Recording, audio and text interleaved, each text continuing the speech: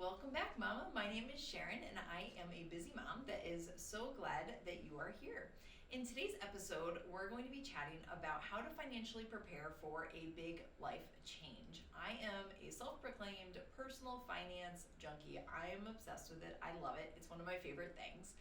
A few years ago, I left my full-time teaching job to become a small business owner. And so I have gone through many seasons of big changes that required financial pivots, if you will.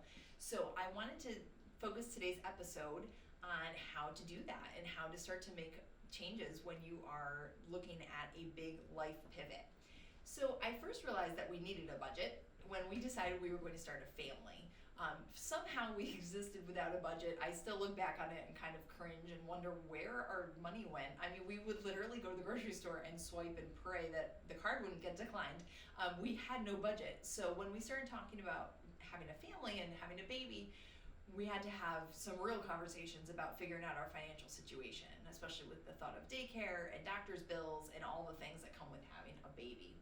So what we did was we did some backwards planning.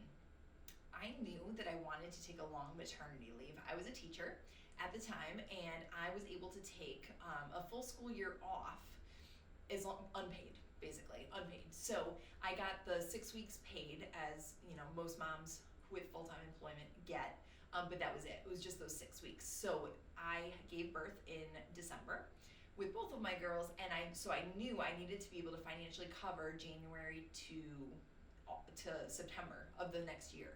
So in 9 months, I needed to save of my salary, and that was a huge goal. That was a huge financial goal. It was very intimidating. And it really required us to figure out, okay, how much money do we need? How much money will my husband still bring in? Okay, what's the gap? And how can we fill it? And we really filled that at the time through a lot of savings and things like that. But we needed to identify those numbers in order for it to work. Can you imagine if I had, given birth and then been like, I think I'm going to take the rest of the year off? Well, we financially probably couldn't have done it.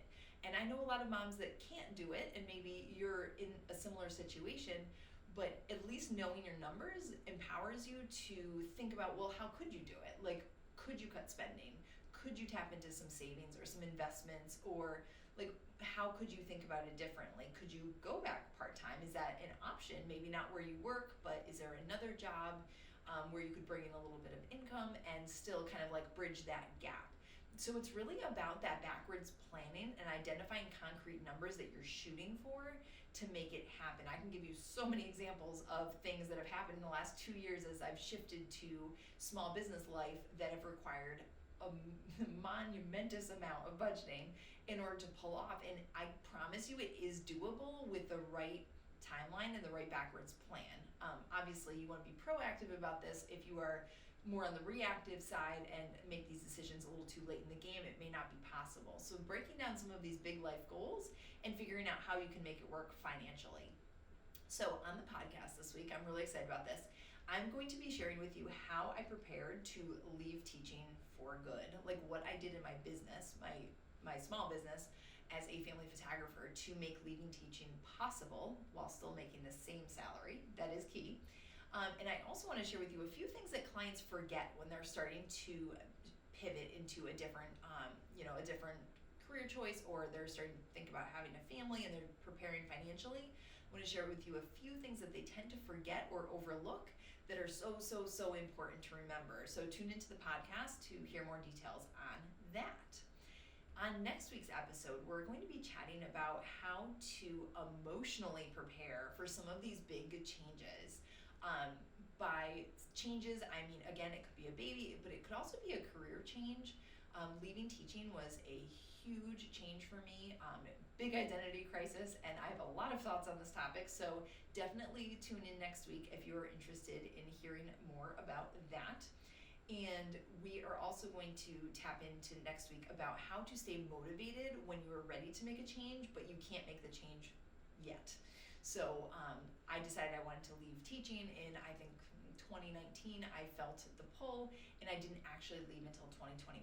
So some strategies for kind of hanging in there when you don't really want to be there anymore. As always, I would love for you to subscribe to my email list. You can do that using the link below. I send an email out once a week. It has short and sweet and brief action step that takes you less than 2 minutes to complete. The busy mom, it was in my mind while I was creating these action steps. So definitely check that out if you want to make some small progress, some small wins on your personal growth journey this week. And then you can also follow me on Instagram. You can find me at Sharon Legier Coaching. And my website, SharonLegierCoaching.com, is a great resource if you want to learn more about me or some of the services that I offer. I can't wait to see you here next week. Thanks for tuning in. Have a great day, Mama.